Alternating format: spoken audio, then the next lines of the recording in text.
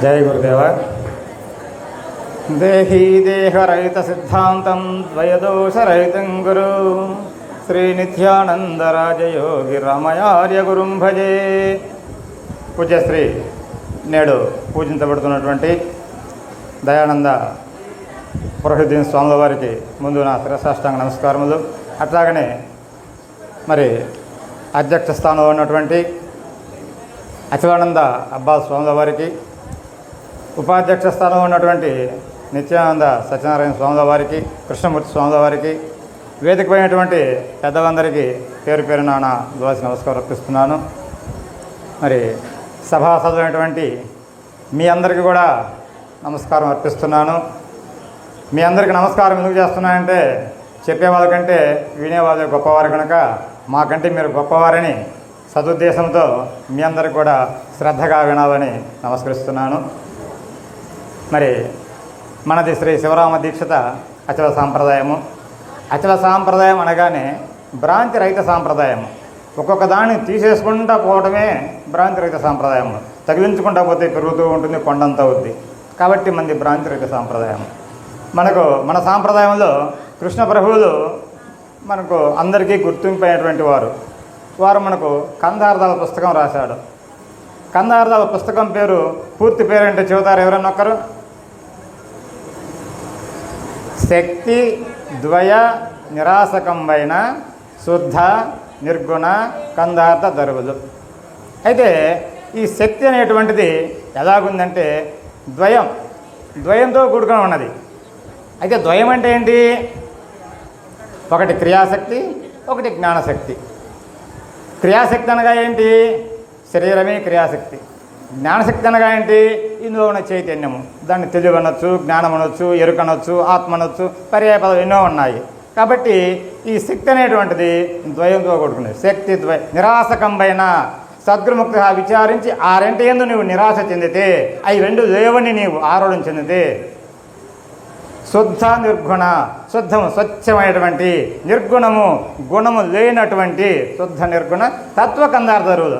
ఆ నిర్గుణమైనటువంటి తత్వం ఏదైతే ఉన్నదో అది అవాగ్మాన సగోచరము, నామరూపక్రియ రహితము, అది అట్టిది ఇట్టిది అనడం చెప్పుడుకు శక్యము కానటువంటి తత్వం ఏదైతే ఉన్నదో అట్టి దానిని తెలియజేయటువంటిది ఈ గ్రంథమని మహాత్ములు ఆ గ్రంథానికి పేరు పెట్టారు.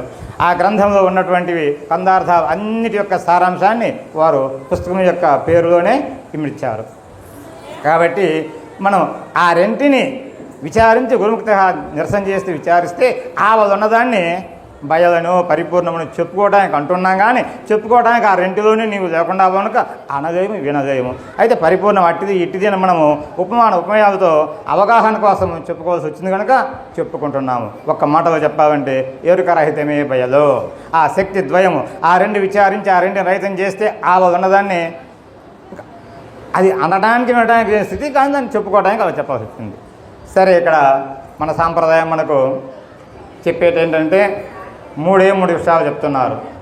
ఆ మూడు విషయాలు సాంప్రదాయ పెద్దలందరూ గ్రంథం రూపేణ రాశారు, చెప్తున్నారు. ద్వాదశి, షోడశి, పంచదశి. ఈ మూటిని గురించి మహాత్ములు చెప్తున్నారు. ఇంకా ఈ మూటిని గురించి ఒక కందార్థం చెప్తాను నేను కూడా. బయలెరుకలు శిష్యునకు దయతో గురుడెరుక చేసి తరువాతను సంధియమేమి లేక ఎరుక నయమున విడిపించు గురుడు నయశాలిగాదా. నీ మదికిది నాటే నాలేదా. భయభక్తి గురు సార్వభౌముని సేవ నిశ్చయముగా చేసితే జయమందెదవు గురుడు నయశాలిగాదా. నీ మదికిది నాటే నాలేదా. అయితే ఇక్కడ గురుదేవుడు శిష్యునికి తెలియజేస్తున్నాడు బయలు ఎరుక. అయితే బయలు అంటే ఏంటి? అవాగ్మాన సగోచరము, నామరూపక్రియ రహితమైనటువంటిది, సృష్టి కంటే ముందు ఉన్నటువంటిది, స్వతసిద్ధమైనటువంటిది, సూది మునవాబును సందులు లేకుండా సర్వత్రా నిండి నిమిడీకృతంగా ఉన్నదని చెప్పుకుంటున్నాము. కృష్ణ ప్రభువు వారు ఆ బయలుని ఏం చెప్తారంటే, బయలని నేను లేనిది, బయలని నా ఉపాధి కానపడనది ఎప్పుడన్, బయలని నా పలుకులేనిది, బయలిట్టిది అనుతూ తెలియబడది ఎవరికి. అయితే ఆ బయలు ఎట్టుదనగా ఆ బయలు నేను అనేటువంటి అహంకారం లేనటువంటిది, నేనే మలినము, ఆ మలిన రహితమైనటువంటిదే బయలు. బయలంజన ఉపాధి కానపడనిది, అది ఉపాధితో ఉండేటువంటిది కాదు, దానికి ఏ ఆధారం లేదు, నిరాధార స్థితి. బయలంజన పలుకులేనిది, అది పలికేది కాదు, దాన్ని పలుకుదామన్నా మనం పలకలేము. బయలు ఇట్టిది అన్నతో తెలియబడదెవ్వరికి అని మహాత్ములు చెప్తున్నారు. అయితే తెలియబడకుంటే మనం పెద్దల సేవ ఎందుకు చేస్తున్నాము స్వామి అనొచ్చు మీరు. కానీ ఆ సద్గురుమూర్తి కరుణా కటాక్షల వలన వారికి దయకు పాత్రం అయితే ఎరుగుతాం వారి దయతో. కానీ ఇటుదని చెప్పడానికి మనకు శక్యం కాదు. ఎందుకు శక్యం కాదు అనవచ్చు, మనం నిత్యం అందరము నెయ్యి తింటున్నాము. మరి మనకు ఋషుల్లో షడ్రుషులు ఉన్నాయి, ఉప్పు, పులుపు, వగరు, తీపి, చేదు, కారం. ఈ నెయ్యి ఈ షడ్రుషుల్లో ఏ రుచికి సంబంధించిందో చెప్పగలుగుతామా మనము? చెప్పలేము. నిత్యం తినే నెయ్యి నేను దాని యొక్క రుచిని చెప్పలేకుంటే అవాగ్మాన సగోచరము సనాతనమైనటువంటిది, సత్యమైనటువంటిది, సనాతనమైనటువంటిది ఆ యొక్క పరిపూర్ణ పరబ్రహ్మాన్ని ఇటుదని చెప్పడానికి శక్యం కాదు. అయితే ఎరగమా గురువు ద్వారా మనము వారి కరుణకు పాత్ర అయితే ఎరుగుతాము అటుదని చెప్తారు. దాన్నే కందార్థంలో పలుకున్న పలుకగరాకను తలపోయుధమని నమదికి తగులకయ్యపొడన్ ములుగృత్స సంధులేకను కలిగొన్నది బట్ట బయలు కదరామాయన్న ఇదిగో చూడు కదులాదోయన్న పలుకన్నా బలుకాక తలపన్నా తెరుగాక చలి ఎండ వానాల నలయాక నిలాచుండు కదరామాయన్న ఇదిగో చూడు కదలాదోయన్న. దాన్ని మనం పలకడానికి శక్యం కాదు. ఎందుకు? అది పదార్థం కాదు, ఒక వస్తువు కాదు, పదార్థ రహిత స్థితి, కేవలం గురు కరుణ కనుక దాన్ని పలుకున పలుకరాక తలపోయిదమనిన మది కదగదకేపడం. దాని గురించి నీవెంత జీవితాంతరం విచారించినా కూడా నీ మనసుకు తట్టదు. కేవలం గురుమూర్తి కరుణ వల్లనే ఎరగలుగుతావు.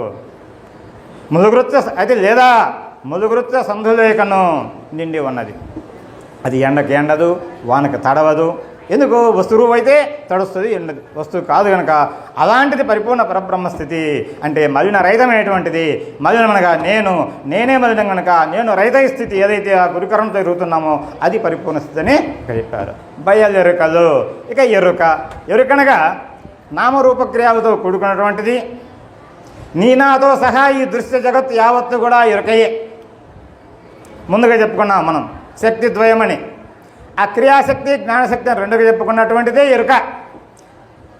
దీన్ని అంటాడు కృష్ణప్రభు గారు క్షరాక్షరోపాధి దోషం దాంట్లో కందార్థం పద్యం చెప్తాడు. ముడిబడి కర్మము జ్ఞానము విడువక నారెండు వెలసే విశ్వమన నదే కడువేట్క బయలుగనిన గడి అయినను నిల్లలేక కల్లయిపోవన్. విశ్వము అనగా మన దేహమే విశ్వము. ఈ ప్రపంచమంతా కూడా అదియే. ఆ మొత్తం కూడా రెండుతో కూడుకుంది. ఈ దేహం కూడా రెండుతోనే ఉంది. ఇందులో ఉన్నవాడు దీనికి పిండాండం అని, ఆ యొక్క ప్రపంచానికి బ్రహ్మాండం అని పేరు. ఇందులో మరి ఈ దేహము జీవుడు, అక్కడ ఈశ్వరుడు ప్రకృతి, ఈ కలుపుకున్నటువంటిది. కాబట్టి ఇక్కడ ముడిబడి కర్మము జ్ఞానము, ఆ కర్మం అనేటువంటి యొక్క దేహము, జ్ఞానం అనేటువంటి యొక్క తెలివి ముడిబడి ఉన్నాయి. ఎట్లా? దానికి దీనికి అది పెన వేసుకుని ఉన్నాయి.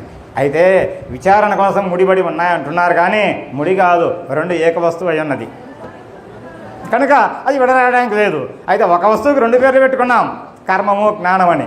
సద్గురుముక్తగా విచారించినప్పుడు ఒకే వస్తువు అని నిర్ణయం అవుతుంది. ముడిబడి కర్మము జ్ఞానం వీడికి నారాయణ వేలు విశ్వమన్నదే, ఈ దేహం అంటే అదే అని చెప్తున్నారు. అయితే ఆ గురుకరణతో మనకు తెలుసుకుంటే గడి అయినను నిలవలేక కల్లయిపోవన్.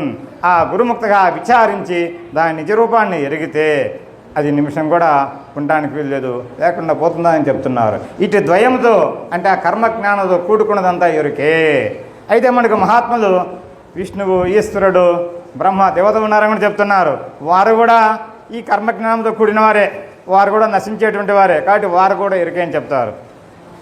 ఎరుకే దేహేంద్రియములు, ఎరుకే వర్ణాశ్రమములు, ఎరుకే శృతులను, ఎరుకే నీవును నేను, ఎరుకే సతి సోదరాదు జరుగుము వత్స నేదీర్చేదా ఇదిగో నీ ఈచ్చ హరిహార బ్రహ్మాదీశ్వర నరగిరి సరిత్తరు మృగముఖ చరాచరములు ఎరుకాని ఎరుగుము వత్స నేదీర్చేదా ఇదిగో నీ ఈచ్చ. మనకు పురాణాలు చెప్తున్నారు కదా, దేవతలు ఉన్నారని. పుట్టించేవాడు బ్రహ్మదేవుడు, పోషించేవాడు విష్ణుమూర్తి, మళ్ళీ లయం చేసేవాడు శివుడు అంటే ఈశ్వరుడిని. వారిని కూడా ఎరుక చెప్తున్నారు ఇక్కడ. ఎరుకే దేహేంద్రియములు, దేహము ఇంద్రియములు. దేహం వేరు, ఇంద్రియం వేరు కాదు. ఇంద్రియ సమూహమే దేహము.